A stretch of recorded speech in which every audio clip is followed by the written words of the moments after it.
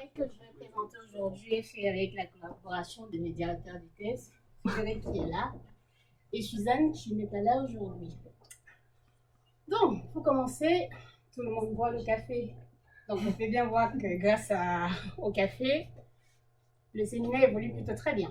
Il y a des effets positifs sur la santé, bien évidemment si on boit avec la réduction. Donc, les études scientifiques ont prouvé que la consommation de 2 à 3 tasses de café par jour peut aider à réduire les risques de cirrhose de foie et de cancer, et aussi avoir des effets positifs sur la maladie d'Alzheimer.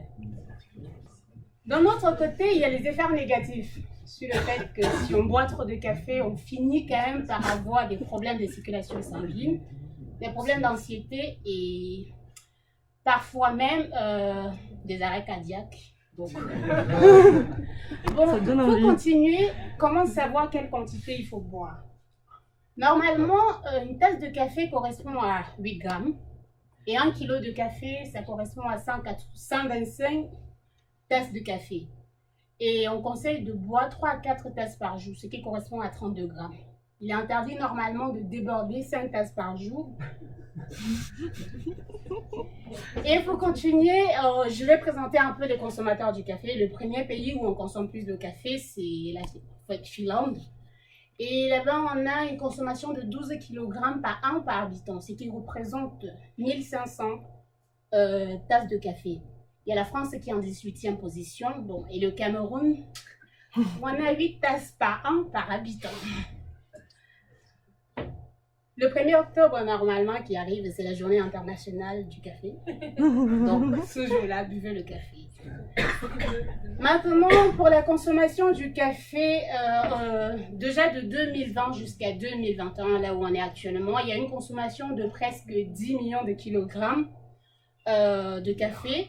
Et maintenant, il y a le prix du café, normalement, je présente parce que c'est important de l'ajouter, que... il y a plusieurs variétés de café, mais je présente juste le prix de l'Arabica qui est 4,76 $ par kilogramme. Et maintenant, le café, d'après la consultation que j'ai vue hier sur Market Insider, le café est en 4e position sur le marché international, bien évidemment sur l'agriculture uniquement.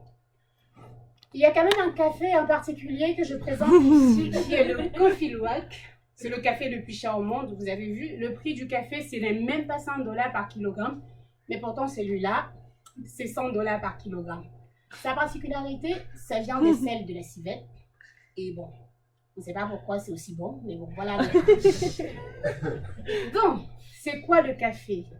Le café, déjà, ça vient d'une plante qui est pérenne, qui est l'arbre du café. Et ce qu'on peut voir ici, c'est une branche de café avec les graines de café qui sont rouges là-dessus. Dépendant des pays, en fait, on peut avoir une récolte, voire même plusieurs par an. C'est-à-dire, c'est dépendant du climat et tout le reste. Le café a une importance qu'on ne peut pas ignorer. Et premièrement, le café est produit dans presque tous les pays tropicaux. Et là, normalement, on peut voir cette représentation en rouge qui représente cette production. Le café, c'est très important pour les pays en voie de développement. Je vais expliquer parce que la production est énormément représentée dans ces pays-là. Et en 2020, on a eu une production de presque 10,5 milliards de kilogrammes de café.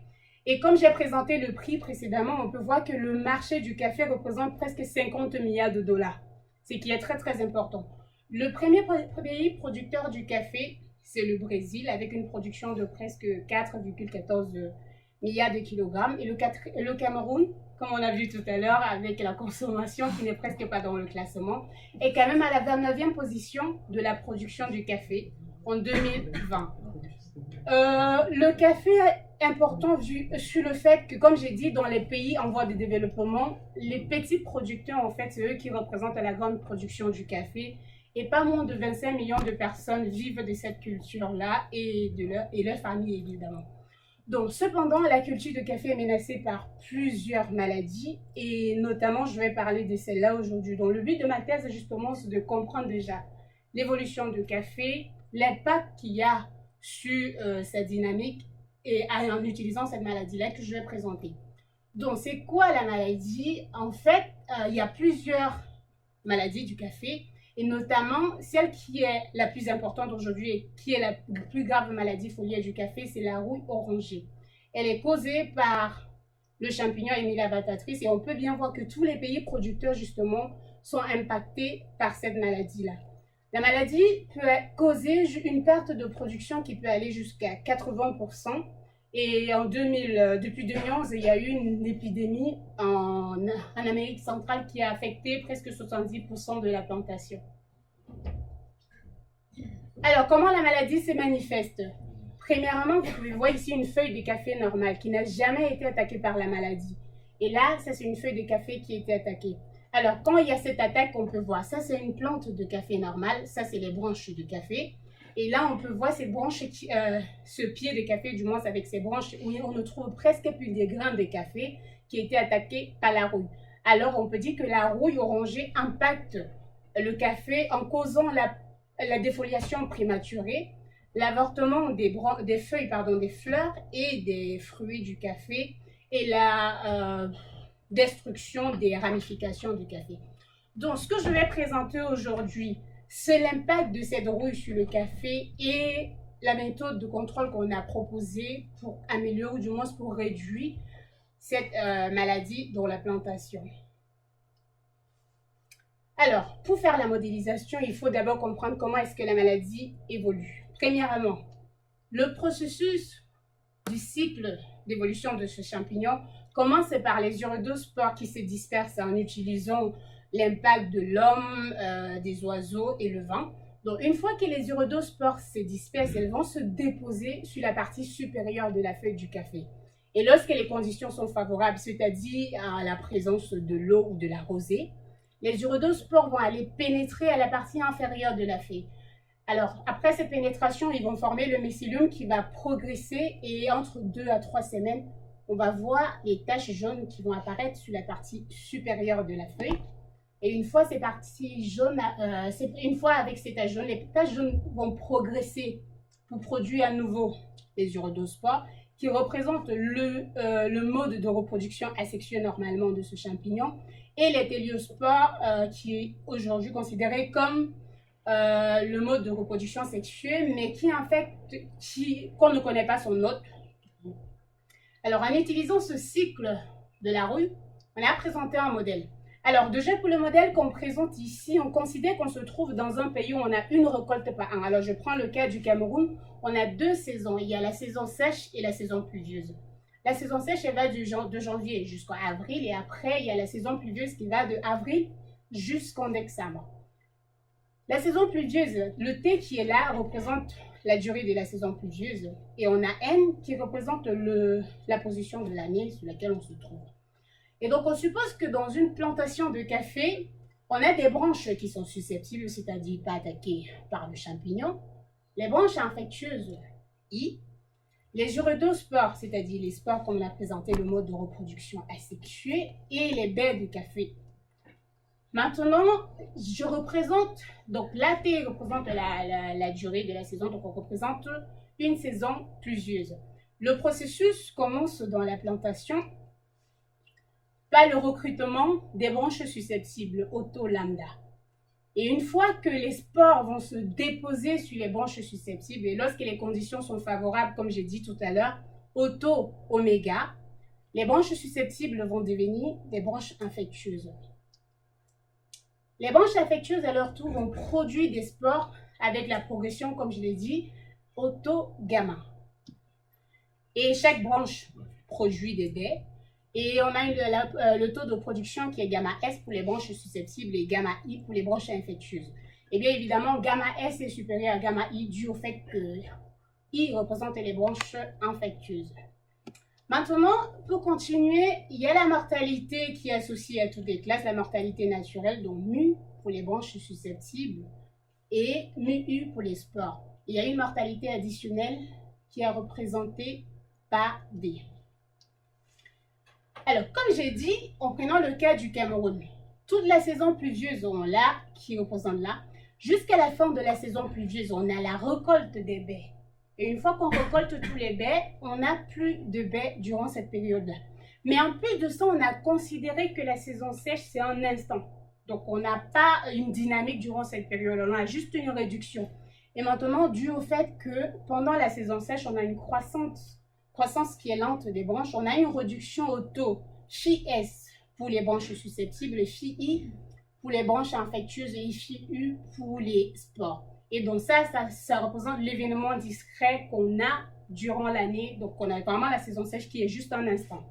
Et à partir de là, si on représente ceci sur plusieurs années, on a justement ce modèle multi-saison qu'on a le temps continu et le temps discret. Donc en écrivant ceci, on a tout simplement ce modèle impulsif. Attends, excuse-moi, quand tu dis la saison sèche, c'est juste un instant, c'est vous qui choisissez de réduire la saison sèche à un instant de manière à avoir un truc discret. C'est bien ça. D'accord. Donc, on a ce modèle impulsif et ici, le N qui est là dans ce modèle représente le nombre total des branches, dans la plantation. Et le Phi-U, on a supposé que Phi-U est proche de 0. Pourquoi? Parce que les spores ou les urodospores qu'on a présentés là perdent facilement leur viabilité, c'est-à-dire la capacité à infecter. Et alors, on peut vraiment considérer que ce Phi-U qui est pendant la saison sèche est dû au fait qu'on a, on a cette mortalité rapide, on a Phi-U qui est très très proche de 0. Donc, on a montré la magnitude et la non-négativité des solutions. Et on peut observer que l'équation des baies, les baies ne sont pas présentes dans les autres équations. Donc, on va juste faire l'analyse du système qui comporte les 3 premières équations. Pour commencer, on a calculé la solution périodique de l'équation, c'est-à-dire la solution périodique sans la maladie, pardon. Donc, on considère que les branches infectieuses sont égaux à 0 et pareil pour les urodospores. Et on se retrouve avec ce petit système qui représente la dynamique des branches susceptibles sans la maladie. Et en calculant, en faisant la résolution de ce système et en utilisant le point fixe, on a tout simplement cette solution périodique et cette représentation de cette solution qui est donnée là. Pour continuer, on voulait voir comment cette solution se comporte au cours du temps. Donc, premièrement, on a fait la linéarisation du système qu'on a donné autour de la solution périodique et on obtient ce système linéarisé avec la matrice A qui est donnée là. On peut observer qu'on a calculé la matrice de monodronie de cette matrice A et la matrice de monodronie est tout simplement donnée par ça. Et ici, on peut observer que la matrice, elle est triangulaire et on peut retirer toute cette valeur. Il n'y a pas de nécessité de calculer les valeurs étoiles que j'ai données là. Et en utilisant la théorie de Fokker, on a tout simplement conclu que pour que la solution périodique elle soit stable localement, il faut juste que les multiplicateurs de Fokker de cette sous-matrice M1 que je donnais là soient inférieurs ou se retrouvent dans le cercle unité. Et alors, vu que la matrice M1 elle est pleine, on a juste utilisé les conditions de jury qui vérifient si la matrice M1 vérifie cette relation. Alors, on a l'affirmation sur le fait que toutes les solutions, toutes les valeurs propres et tout ça se retrouvent dans le cercle unité. Et donc, en utilisant l'hypothèse qu'on avait au départ sur le fait que Phi-U est proche de 0, on retrouve tout simplement que cette condition est vérifiée si et seulement si ce R qui est donné par ça est inférieur à 1. Bon, avec toutes ces valeurs qui sont données là. Et ça nous permet d'avoir ce lemme sur la stabilité locale de l'équilibre de la solution périodique sans la maladie et son instabilité lorsque ce R qui est là est supérieur à 1. Le R si normalement peut être vu comme le rayon spectral bien évidemment de la matrice M1.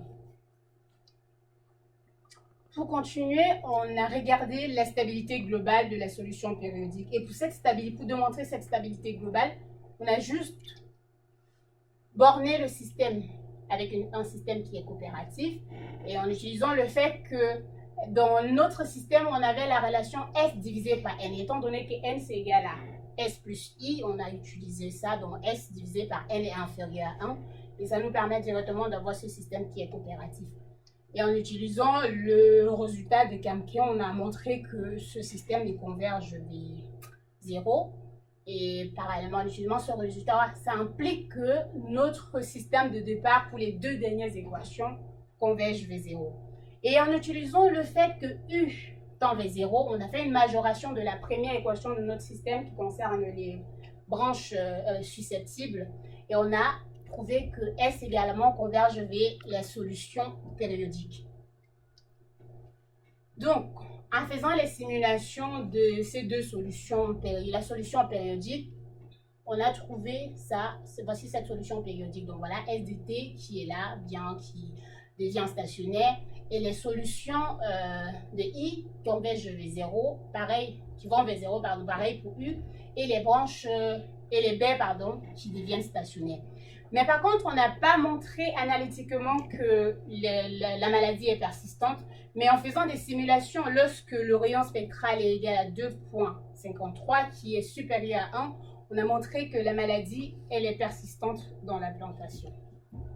Donc, pour continuer, ayant déjà cette dynamique de l'évolution de la rouille orangée dans la plantation, on présente le contrôle. Donc, il y a plusieurs méthodes de contrôle de la rouille qui existent. Donc, il y a les pratiques culturelles, il y a le contrôle chimique, il y a l'utilisation des résistants cultivars, il y a le biocontrôle. Donc, pour le contrôle que je présente ici, on se focalisait sur le biocontrôle, qui peut utiliser dans certains cas le champignon et dans d'autres cas, voire même les escargots. Mais ici, on présente juste le biocontrôle qui utilise les champignons. Alors, champignons, ici, je mets hyperparasites, mais parfois on peut les appeler mycoparasites parce que c'est un champignon qui est aussi prédateur d'un champignon, donc on l'appelle mycoparasite. Et pour cela, on obtient ce nouveau modèle où on a tout simplement un prédateur en fait. Et l'hyperparasite est considéré comme le prédateur. Donc on a le modèle de départ, mais on a le prédateur qui se rajoute dans l'équation ici et qui impacte la dynamique des spores. Maintenant, comment est-ce que le contrôle s'effectue? Parce que là, on a juste la dynamique du parasite. Pour le contrôle, maintenant, on considère que pendant la saison sèche ou l'instant où on a le moment discret, on a une quantité de prédateurs qu'on rajoute dans la plantation à ce moment-là. Et la quantité est représentée par lambda P. Et on a fait, premièrement, on a calculé la solution périodique de ce nouveau modèle. Et bien évidemment, on reste toujours avec la solution périodique qu'on avait déjà dans le cas du modèle sans contrôle et la nouvelle valeur pour les prédateurs, ou du moins pour les hyperparasites qui s'ajoutent. Et en faisant les simulations de cette solution périodique, on a tout simplement ceci.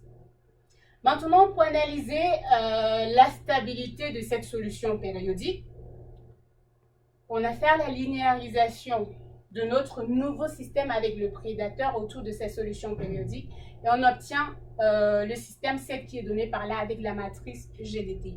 Ce qu'on peut observer ici, c'est que la matrice elle est triangulaire, donc il y a cette matrice G1 qui nous intéresse parce que les autres, on peut déjà voir qu'en faisant l'exponentielle de cette matrice, du moins ceci va nous donner, ces deux paramètres nous donneront des trucs qui sont, que leur exponentielle est inférieure ou égale à 1. Et donc, on se concentre uniquement sur cette matrice qui est là à l'intérieur. La matrice G1 est là et ça dépend de t. Et on n'a pas pu calculer directement l'exponentielle de cette matrice pour trouver ou du moins pour montrer la stabilité des solutions.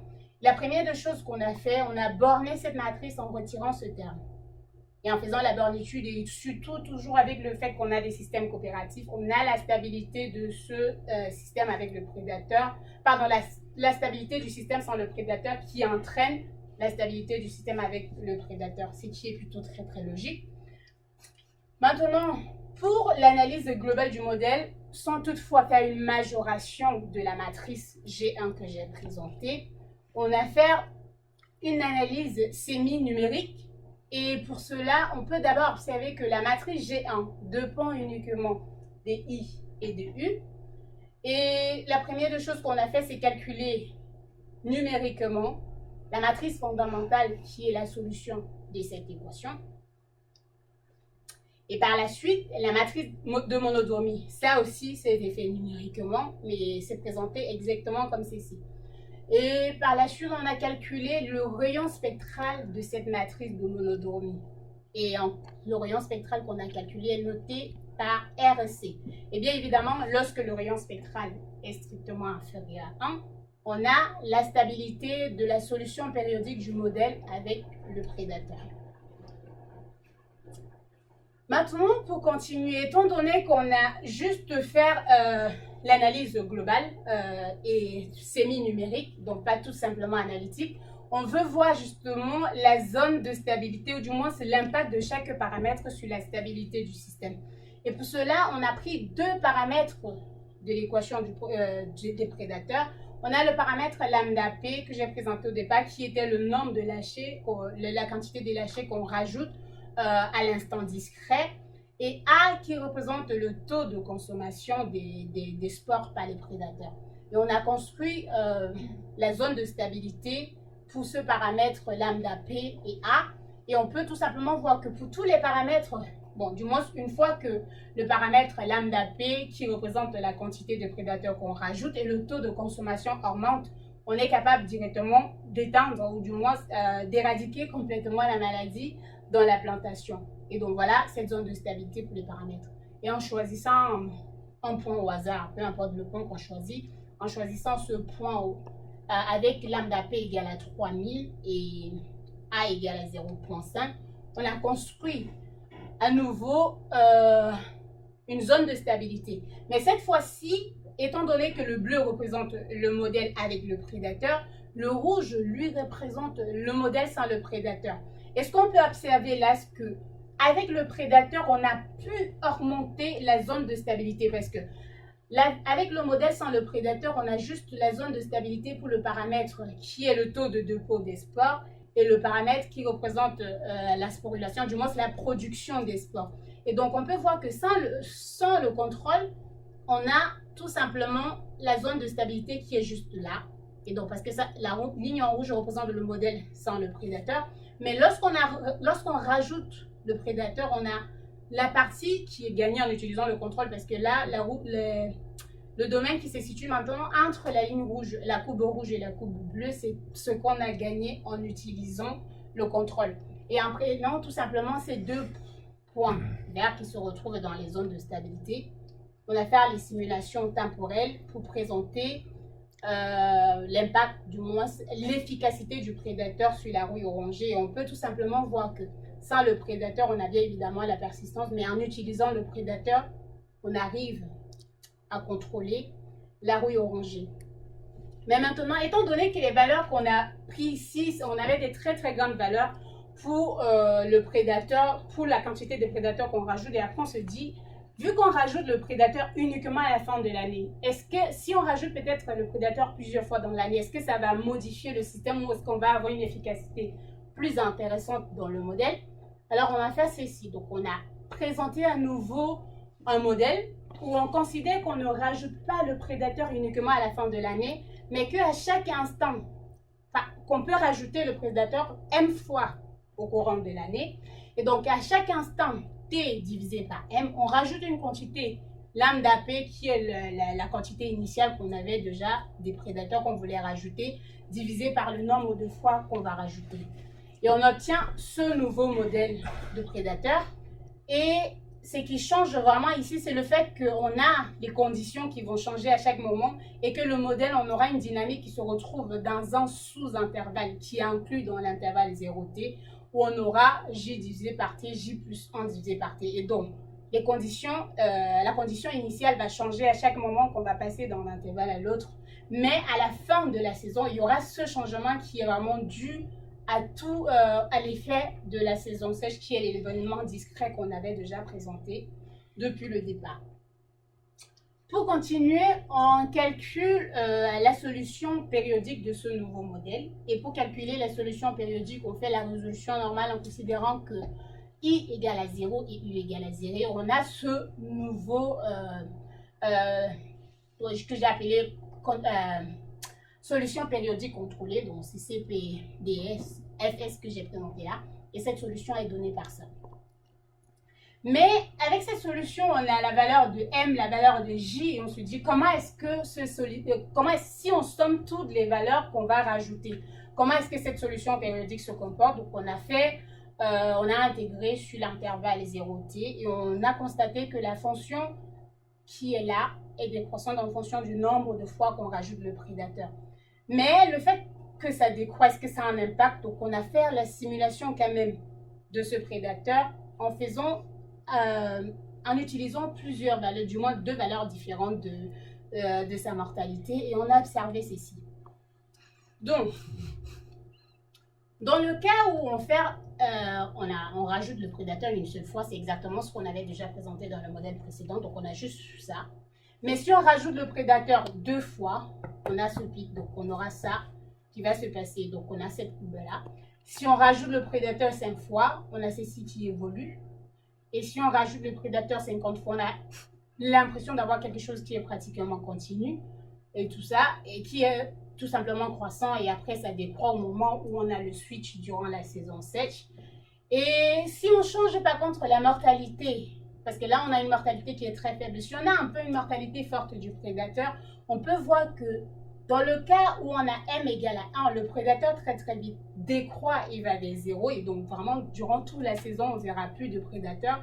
Et dans le cas où on a m égale à 50, on voit quand même qu'il y a une augmentation et qui se stabilise là-dessus. Donc maintenant ce qu'on va voir, c'est tout l'impact justement dépendant de la mortalité de prédateurs sur la dynamique de la rouille dans la plantation.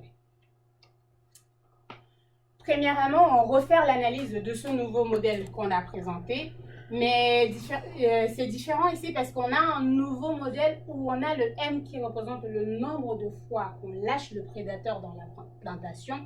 Et bien sûr, l'analyse est faite exactement comme dans le cas où on a le lâché uniquement à la fin de la saison. Et donc, on a également la stabilité de ce nouveau point d'équilibre. Et on fait l'analyse semi-analytique. Donc, pour l'analyse semi-analytique, on peut tout simplement constater que si m égale à 1, on retrouve exactement tout ce qu'on avait pour toutes les matrices qu'on avait présentées dans l'autre cas. Mais pour ce qui est intéressant ici, c'est que lorsqu'on refait maintenant les simulations, si on prend m égale à 1 et m égale à 5, on construit la zone de stabilité qu'on avait déjà présentée tout à l'heure pour le nombre de lâchers des prédateurs qu'on a dans la plantation et pour la consommation des prédateurs. Et là, on peut constater qu'il y a l'espace qui se trouve dans le cas, il y a une zone de stabilité qui est entre le cas où on a un seul lâcher qui est m égale à 1 et 5 lâchers. Et on a une mortalité dans ce cas quand même qui est faible, qu'il faut présenter parce que c'est surtout cette mortalité qui fait la différence, la mortalité du prédateur qui fait la différence dans toute l'analyse. Et donc si on prend, et le nombre de lâchers bien évidemment, donc si on prend un point qui se situe entre cette zone, étant donné que c'est la zone de stabilité ici et la zone d'instabilité, on peut tout simplement constater sur l'analyse, le comportement asymptotique que on a la convergence, du moins on a l'extinction de la maladie dans le cas où m égale à 1 et on a la persistance de la maladie dans le cas où m égale à 5. Alors, et ceci me permet juste de dire que moins on rajoute ici dans le cas où on a une mortalité faible, plus c'est intéressant, ou du moins on a un contrôle plus efficace. Ceci est tout simplement dû au fait que, comme je vous ai présenté la dynamique du champignon, du prédateur tout à l'heure, avec les mortalités faibles, si on a une mortalité qui est faible, on aura toujours une quantité de prédateurs durant toute l'année. C'est-à-dire, si on rajoute une quantité au début de l'année, on aura toujours cette quantité-là et ça sera suffisant pour contrôler la maladie. Mais si on passe dans le cas où on a une mortalité qui est plus élevée, donc on a une mortalité qui est là, on va tout simplement s'en rendre compte que la zone de stabilité pour M, pour le lâcher où on a un seul lâcher, va être tout simplement plus petite là, parce que là on a la ligne en bleu qui représente le cas où on a m égale à 1 et le m égale à 5, on aura la zone de stabilité qui est plus grande. Et en prenant par contre un point qui est également dans cette même zone qui est située entre m égale à 1 et m égale à 5, on a l'extinction de la maladie plutôt pour le cas où on lâche le prédateur 5 fois au courant de l'année, mais on n'a pas l'extinction dans le cas où on l'a lâché une seule fois à l'année. Bon, ici, ça veut plutôt dire, si on rajoute le prédateur plusieurs fois, c'est plus efficace. Mais après, c'est très logique parce que si on se rappelle encore de ce que j'ai présenté dans le cas où on simule la dynamique du prédateur, que si on a une mortalité très très importante, lorsqu'on rajoute une quantité de prédateurs au début de l'année, on a directement une mortalité la mortalité qui est forte va directement réduire toute la quantité de prédateurs qu'on a dans la plantation. Mais pourtant, si on rajoute plusieurs fois, la quantité qu'on avait déjà perdue, on va rajouter une autre quantité et ça va vraiment permettre d'avoir quelque chose qui réduit la maladie au courant de l'année. Pour la suite, on a fait l'analyse pour plusieurs lâchers de prédateurs et en construisant cette zone de stabilité, on peut tout simplement pour m égale à 1 jusqu'à m égale à 50 et on prend un point qui est situé dans la zone de stabilité, bien évidemment pour toutes ces valeurs de m là. Mais en faisant des simulations temporelles, on peut voir qu'on aura quand même l'extinction de la maladie pour toutes les valeurs de m, mais la différence se situe au niveau du fait que si on va voir un planteur ou si on veut présenter quelque chose à un planteur à ce moment-là, on se dit quand même que si je m'arrête uniquement à la première année, qu'est-ce qui est plus intéressant? On peut quand même constater ici que dans le cas où on a m égale à 1, on a encore une énorme quantité de branches infectieuses. Et dans le cas où m égale à 50, on a on a une petite quantité de prédateurs qui est égale à la. Donc, l'avantage ici, lorsqu'on a on rajoute peu on a une mortalité faible, pardon. L'avantage ici, lorsqu'on a une mortalité faible, c'est que si on veut prendre au niveau transitoire, c'est-à-dire on n'a pas besoin d'attendre 20 années pour savoir ce qui est efficace au niveau de la première, de la deuxième ou de la troisième jusqu'à la quatrième année, on peut vraiment dire quelle méthode. On peut dire que pour m égale à 50, on a vraiment plus d'efficacité. Et donc, en continuant ici pour le cas où on a m égale à... on a une mortalité plus forte, on peut constater qu'en prenant cette valeur qui est là, donc toujours qui représente la zone de stabilité pour toutes les valeurs de m, on a la convergence également qui est très très lente pour m égale à 1, parce que là on peut voir que cette zone de stabilité est nettement plus proche pour m égale à 1, et là on a déjà instabilité, donc on peut voir qu'on a déjà l'extinction pour toutes les autres valeurs de m, mais on n'a pas l'extinction pour m égale à 1. Mais cette extinction arrive de toutes les façons parce qu'on a pris dans la zone de stabilité. Et donc ici, la conclusion, c'est juste aussi dû au fait que plus c'est fréquent et moins c'est rapide, et plus c'est rapide dans le cas où on a une mortalité forte. Donc, pour conclure, j'ai présenté le modèle impulsif saisonnière de l'évolution de la dynamique de la rouille orangée. J'ai présenté également l'analyse semi-analytique, mais aussi le biocontrôle en utilisant l'hyperparasite, qu'on a prouvé que ça peut réduire très très rapidement la rouille orangée dans la plantation, mais aussi que l'impact de la fréquence de l'hyperparasite qu'on rajoute dans la plantation a un impact énorme sur le contrôle de la maladie. Et pour ce qu'on va faire pour la suite de la thèse, c'est ça. Merci.